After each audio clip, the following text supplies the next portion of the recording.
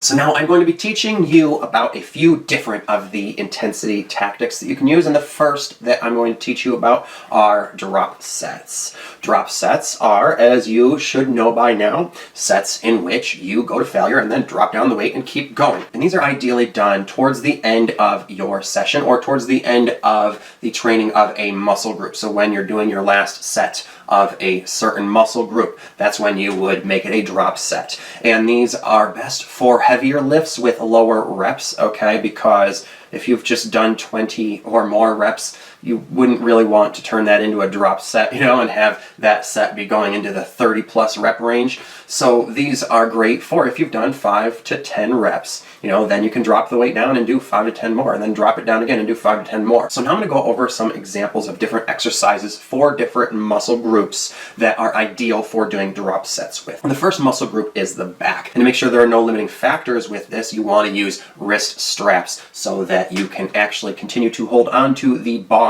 after failure. So for back, we have weighted chin-ups, machine pull-downs, machine rows, machine high rows, and machine pull-overs. Then for chest, we have the barbell bench press with a spotter, the machine bench press, downward cable crossover, weighted dips, and flies. Then for delts, we have the side lateral raise and the dumbbell upright row, which if you do not know how to do, make sure you check out my shoulder training video in part 3. For legs, we have the leg press, the hack squat, the quad extension, the calf raise machine, and the hamstring curl butt. Make sure you are careful with that because, fun fact, hamstrings are more easily injured than most other muscle groups in your leg, and they also take longer to recover. They have a greater SRA curve, all right, and so they take longer to do progressive overload. So when you are raising the intensity with them, you want to do so much gentler, all right? So you wouldn't do as much of a drop set with them.